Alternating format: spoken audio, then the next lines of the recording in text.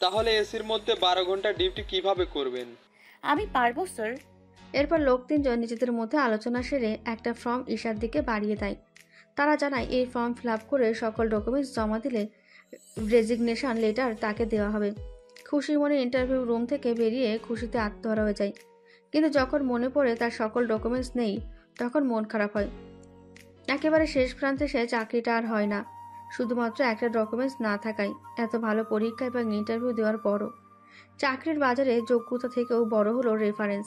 সকল ডকুমেন্টস থাকার পরও রেফারেন্সের কাগজ না দিতে পারায় চাকরিটা হারাতে হয়। হতাশায় ডুবে যায় মেয়েটা। কিভাবে কি করবে পথ খুঁজে পায় না। তখন হুট করে দুটো টিউশনের অফার পেয়ে যায়। এরপর সৃষ্টিকর্তার নাম নিয়ে শুরু হয় জীবিকা নির্বাহের সংগ্রাম। বেশ মোটা অঙ্কের টাকা পেতে থাকে টিউশন থেকে। তবে জীবনটা আদৌ এত সহজ নয়। এখনও বহু দূর পথ পাড়ি দেওয়া বাকি। ভার্সিটিতে ভর্তির পর নিজের মধ্যে লুকিয়ে রাখা স্কুল লাইফের সত্যতা একটু একটু করে বেরিয়ে আসতে থাকে। মেয়েটা হাসি খুশি মিশুক সকলের সামনে এভাবেই উপস্থাপন করতে থাকে। জীবনের এতগুলো বছর পর উপলব্ধি করতে পারে নিজের জন্য বেঁচে থাকা উচিত। ভার্সিটি লাইফটা অনেকটা ভালোই যাচ্ছে। এর মধ্যে মাহিম কল দিয়ে জানায় সে চাকরি পেয়েছে। এটা শুনে নিজের টাকা ফিরে পাওয়ার আশা জাগে ঈশার মনে।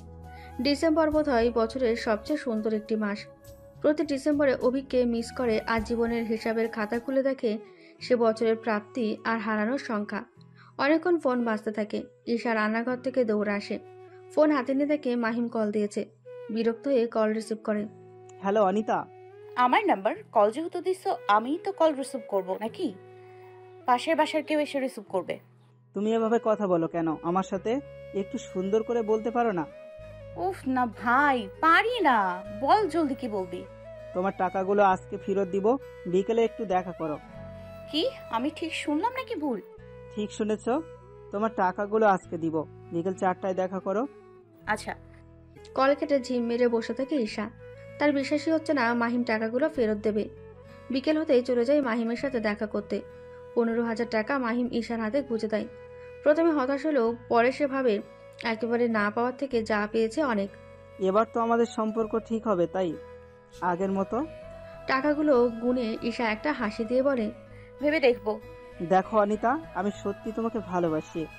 সেজন্যই আমার বান্ধবীর সাথে পীড়িত করে আমাকে চিট করেছিলি। উত্তর লেজ আর চরিত্রহীন কখনো ভালো হয় না। না রে ভাই, তুই তুলসী পাতা। খারাপ তো আমি আমি তো বোকা, না হলে তোরে বিশ্বাস করি। কথায় কাজ না হতে রাস্তার মধ্যে কাঁদতে শুরু করে মাহিম। বিরক্ত হয়ে মাহিমকে ঝাড়ি মেরে বাসার দিকে রওনা দেয় ঈশা। বাসায় ফিরে বাড়িওয়ালাকে কিছু টাকা দেয়। কিছু টাকার মাসিক বাজার সেরে নেয়। এরপর মাহিমকে সব জায়গা থেকে ব্লক করে দেয়। স্বস্তির নিঃশ্বাস ফেলে হাসতে থাকে। ফাইনালি মাহিমের হাত থেকে ছাড়া পেয়েছে সেটা ভেবে আনন্দে আত্মহারা হয়ে যায়।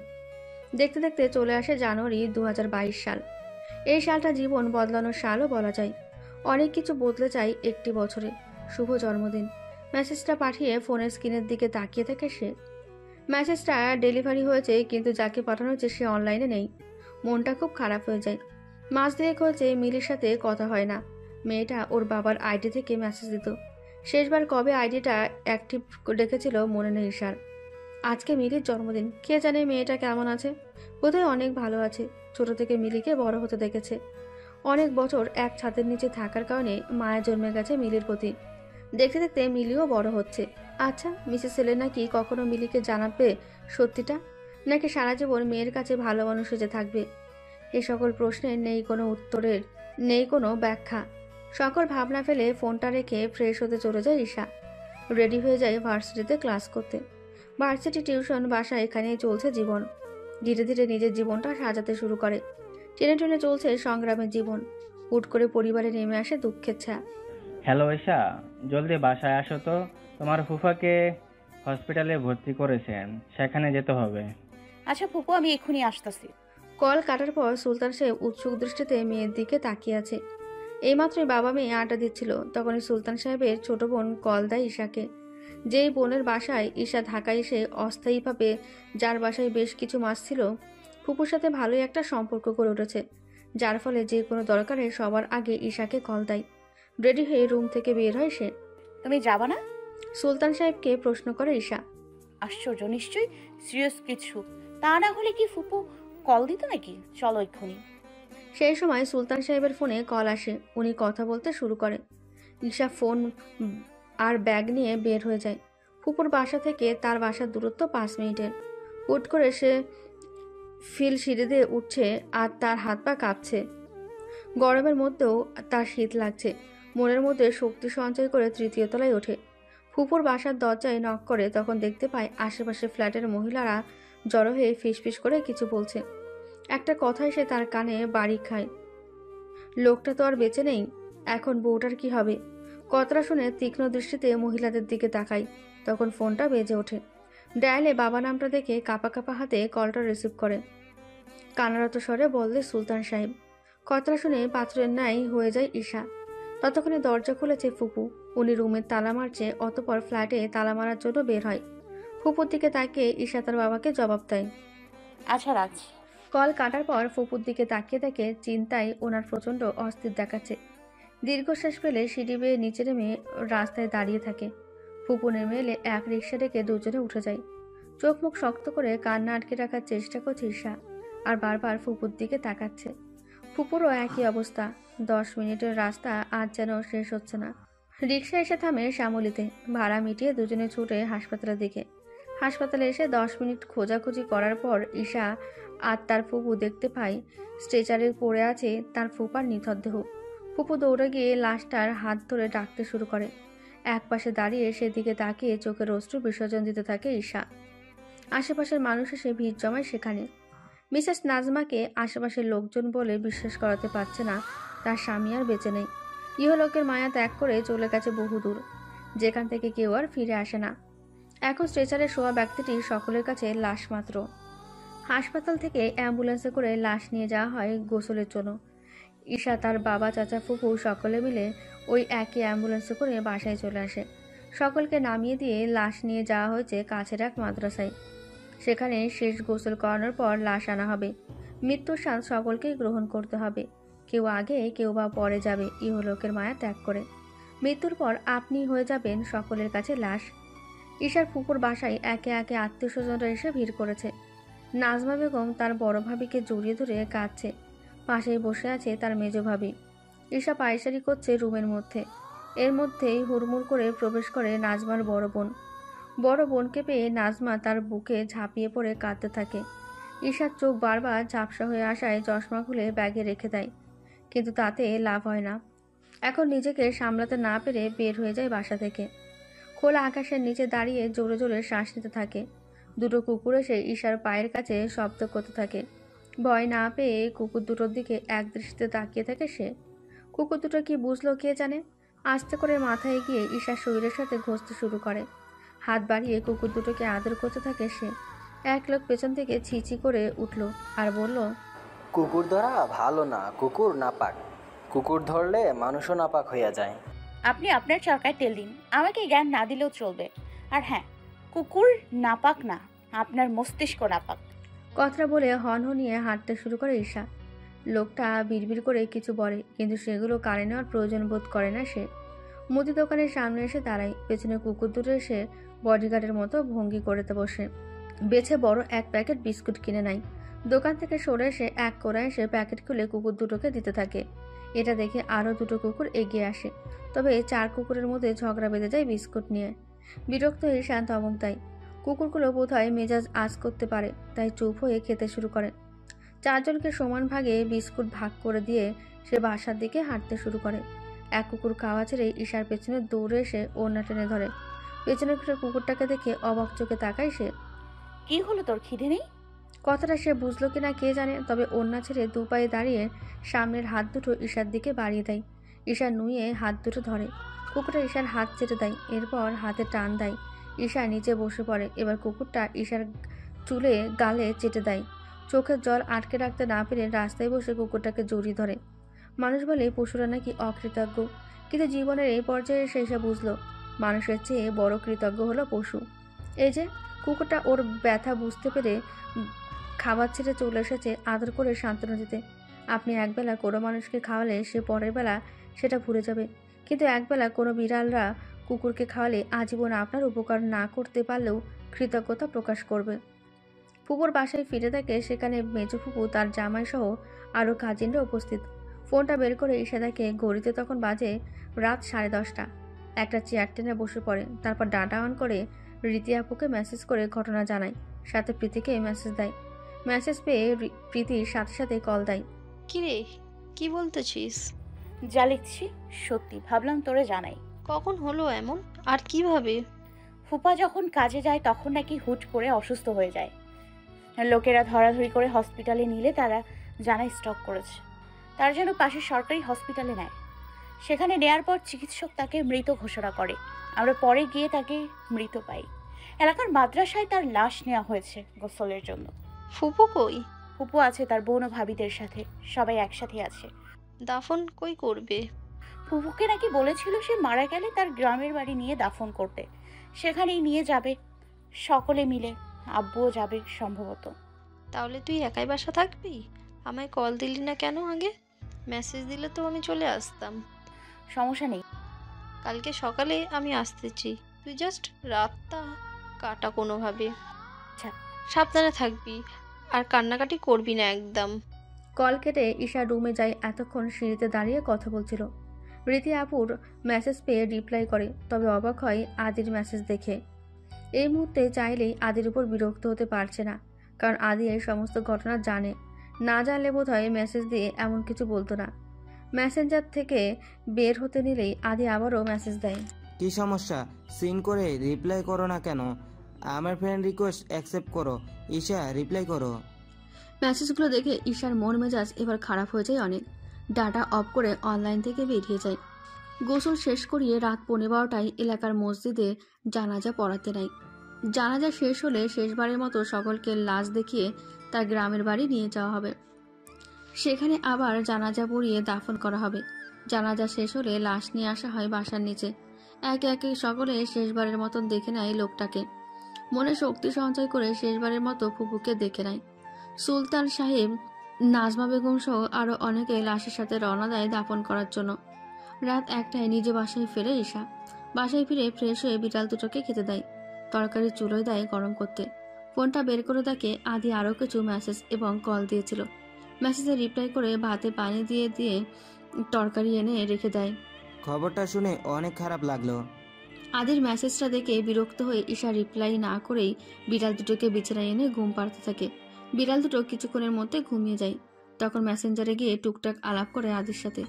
রাত 3টে বেজে যায়। তখনও মেয়েটা সজাগ, রুমের লাইট জ্বালিয়ে বসে আছে। কিছুতেই দু চোখের পাতা এক করতে পারে না। ফুপার সাথে তার অত ঘনিষ্ঠ সম্পর্ক ছিল না, তবে ছোট থেকে লোকটা অনেক আদর করে।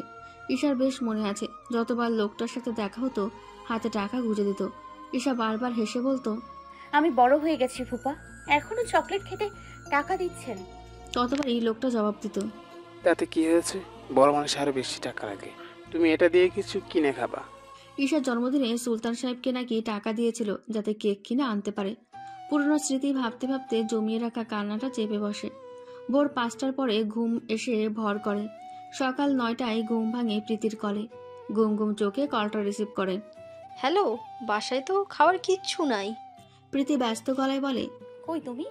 ঘুম ঘুম কণ্ঠে বলে ঈশা, আমি আসতেছি, তুই ঘুমো, জলদি ওঠ। আচ্ছা আয়। কল কেটে ঈশা ফ্রেশ হতে চলে যায়। ফ্রেশ হয়ে সুলতান সাহেবকে কল দেয়। সে জানায় ভোরবেলা তারা পৌঁছে গেছে। জানাজা হবে দুপুরে, তারপর দাফন। আগামীকালই সে ফিরে আসবে, তবে নাজমা বেগম কিছুদিন সেখানে থাকবে। মিনিট 10 পর বাসার দরজায় কেউ নক করলে ঈশা দৌড়ে গিয়ে খোলে। প্রীতি রুমে ঢুকে জড়িয়ে ধরে। অনেকক্ষণ ধরে জড়িয়ে ধরার পর একে অপরকে ছেড়ে দেয়। বারান্দায় এসে চেয়ারে বসে পড়ে দুজনে। প্রীতি সকালে খাওয়ার জন্য কেক, বিস্কুট, জুস নিয়ে এসেছে। সেগুলো বের করে ঈশা রাখে। তারপর খেতে শুরু করে দুজনে। আঙ্কেল কখন ফিরবে? আব্বু আগামীকাল ফিরবে। দাফন হয়ে গেছে? না, দুপুরে হবে। তোর ফুপা ভালো মানুষ ছিল, মাঝে মাঝে দেখা হতো। ফুপুর কি বাচ্চা নেই কোনো? না, তারা নিঃসন্তান। ফুপার নাকি সমস্যা ছিল, তাই বাচ্চা হয়নি। চিকিৎসা করিয়েছিল অনেক। ফুপু এখন কই থাকবে? সে বিষয়ে জানি না আমি। হয়তো এখানেই থাকবে আর ফুপার ব্যবসা দেখাশোনা করব। তুই চেষ্টা করিস ফুপুর খেয়াল রাখার, এখন তো আর কেউ নেই তার। ঈশা কোনো জবাব দেয় না কথার। হুট করে ফোনের মেসেঞ্জারে শব্দ হয় মেসেজ আসার।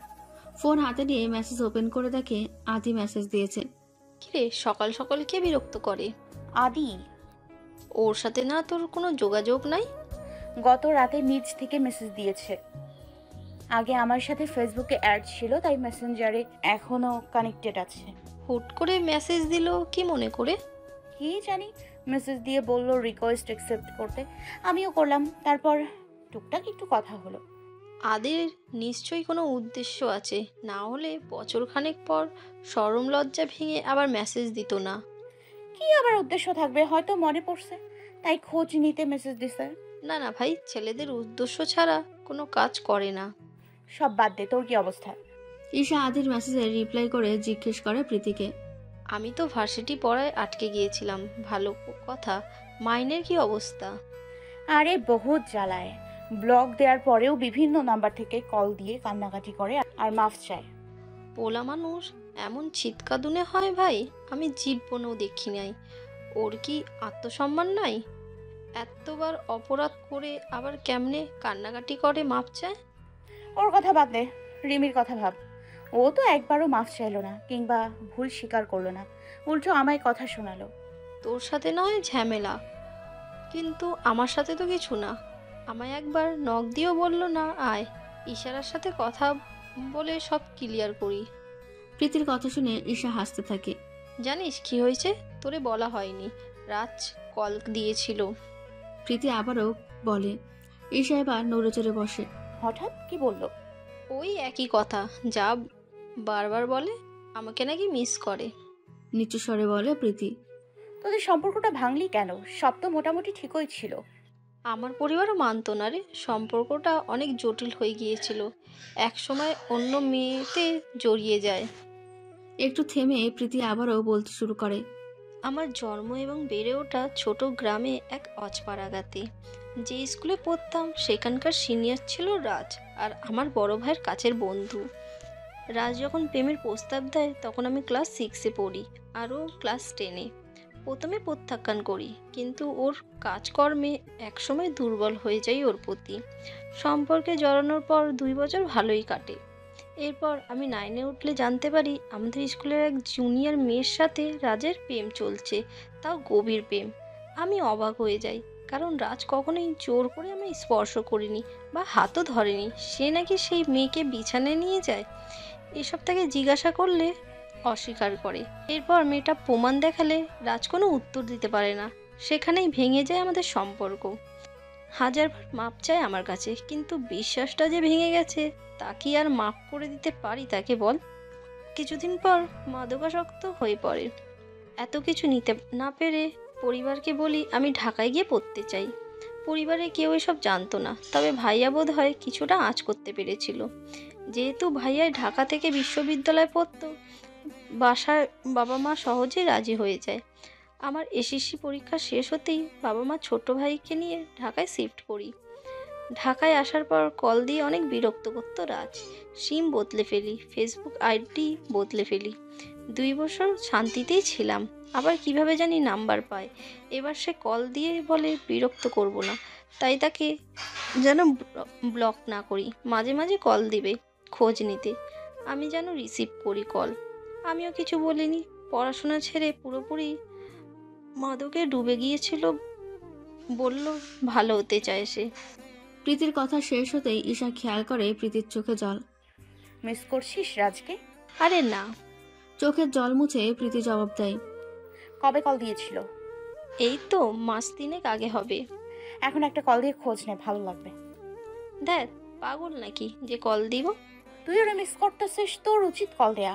কাউকে মিস করলে তখনই তার খোঁজ নেওয়া উচিত। প্রীতি জীবনটা অনেক ছোট, কে বাঁচবে কে মরবে ঠিক নেই। এই ছোট্ট জীবনে এত ভেবে কি হবে? মিস করছিস, দে কল দে। তুই তো অভিককে প্রতিনিয়ত মিস করিস, কল দিয়ে কয়দিন খোঁজ নিছিস? এবার ঈশা চুপ হয়ে যায়। শেষ কবে তোরা কথা বলেছিলি মনে আছে? সেপ্টেম্বর 2020।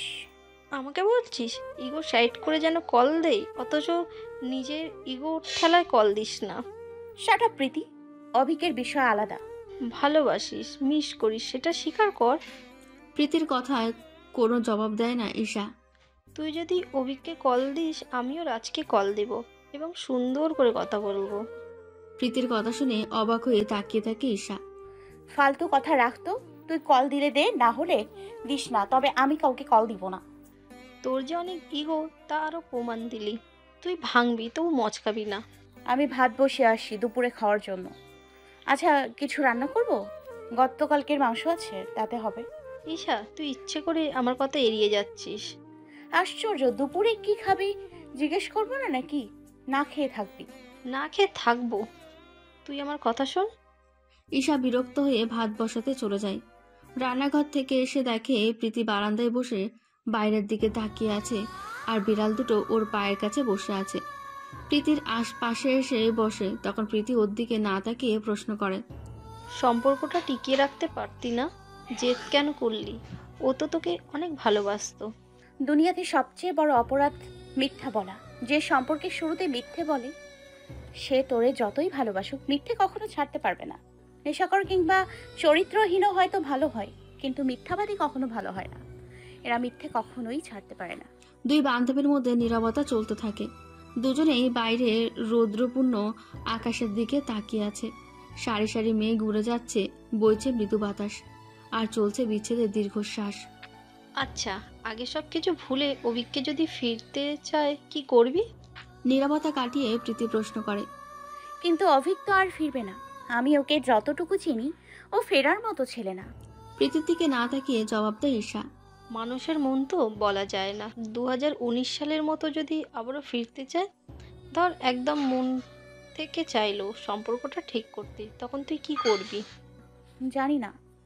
তাছাড়া একটা সম্পর্ক ভাঙলে সেটা যতই জোড়া লাগুক, তা কখনোই আগের মতো স্মুথ থাকবে না। তাছাড়া আমি চাই না ওর প্রতি যতটুকু সম্মান আছে তা চলে যাবে। তুই কি জানিস তুই এখন অভিককে মিস করছিস? সেটা তো সবসময় করি। খেতে বসলে, ঘুমোতে গেলে, এমনকি রাস্তা দিয়ে হাঁটলেও মিস করি। বলতে পারে এক ধরনের রোগ হয়ে গেছে আমার। নে কল দে একটা। প্রীতি ফোন বাড়িয়ে দেয় ঈশার দিকে। নে কল দে, কথা বলে নিজেকে হালকা কর। আমি জানি তোর মধ্যে বছর ধরে অনেক কথা চেপে আছে, সেগুলো অভিককে জানা প্রয়োজন। কিন্তু কি বলবো? আর কল দিলে যদি রাগ করে? নিচু স্বরে বলে ঈশা। আমার মনে হয় না অভিক রাগ করবে কিংবা কিছু বলবে। তুই কল দে, কথা বল, যা ইচ্ছে বল, দেখবি ভালো লাগবে। অনেকটা দ্বিধা নেই অভিকের নাম্বার ডায়াল করে সে। প্রথমবার কল বেজে কেটে যায়, কেউ রিসিভ করে না। দ্বিতীয়বার কল দেওয়ার পর রিসিভ করে। হ্যালো, কে বলছেন? বছরখানেক পর অভিকের কণ্ঠ পেয়ে ঈশা কোনো জবাব দিতে পারে না, কলটা কেটে দেয়। কল কাটলি কেন? প্রীতি রেগে জিজ্ঞেস করে। আরে ভাই, আমি পারবো না, আমি বলবো কিছু মাথায় আসতেছে না। কথাগুলো বলে বসা থেকে দাঁড়িয়ে যায় ঈশা। প্রীতি ঈশার হাত থেকে ফোনটা নিয়ে অভিকের নাম্বারে কল দেয়। কল রিসিভ করে ঈশার কানে ফোন দেয়। হ্যালো, কে আপনি? হ্যালো, আসসালামু আলাইকুম। আমতা আমতা করে ঈশা সালাম দেয়। ওয়ালাইকুম আসসালাম। আপনি কে সেটা বলেন আগে। ভালো আছেন? জি আলহামদুলিল্লাহ ভালো আছি, একদম সুস্থ আছি। আপনি কে?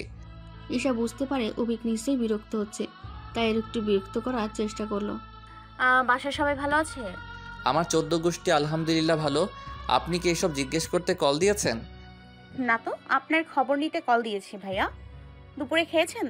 না, ক্লাস করে বের হয়েছি, একটু পর আরেকটা ক্লাস আছে, সেই ক্লাস শেষ হলে গিয়ে খাবো। আর কিছু? কই আছেন আপনি? আছি একটা ক্যাম্পে। গাজীপুরে নেই আপনি? না, গাজীপুরের বাহিরে।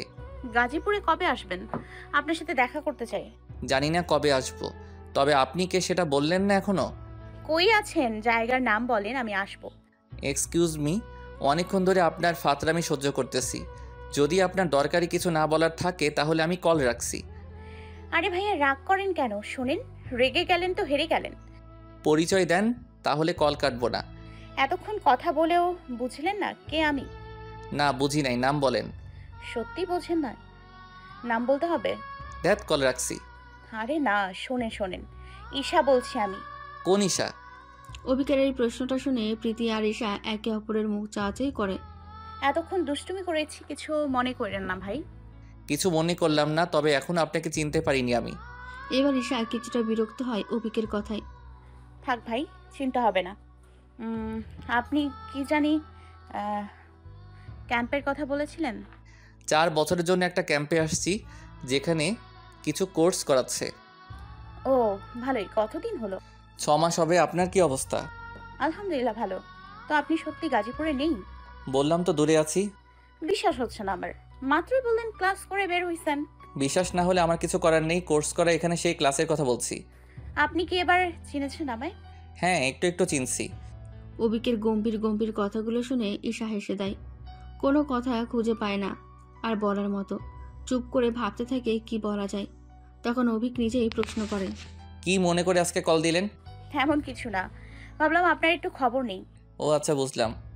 আপনি তো কল দিয়ে খোঁজ নিলেন না, তাই আমি নিলাম। মানুষ তো কখন মরে যায় ঠিক নাই। মনে হচ্ছে মরার অনেক শখ আপনার। এতক্ষণ পর হাসি মুখটা মলিন হয়ে যায় ঈশার। আরে না, কেউ কি মরতে চায়? গতকালকে ফুপো মারা গেছে, আর সেই জন্য একটু আপসেট আর কি। ভাবলাম জীবন তো অনেক ছোট, কি লাভ ইচ্ছেটাকে চাপিয়ে রেখে।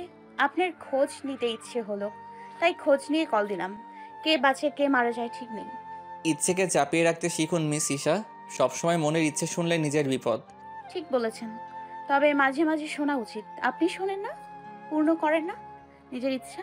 কেউ একজন অনেক বছর আগে বলেছিল আমার মন নেই। মন নেই যেহেতু আমার তেমন ইচ্ছেও নেই, নিজেকে চাপিয়ে রাখতে শিখে গেছি। আপনি অনেক বড় হয়ে গেছেন মনে হচ্ছে। সময়ের সাথে সাথে পরিস্থিতি মানুষকে শিখিয়ে দেয়।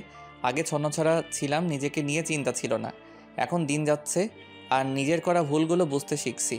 তাহলে অনেক ভালো হয়ে গেছেন। ভালো আমি কখনোই ছিলাম না।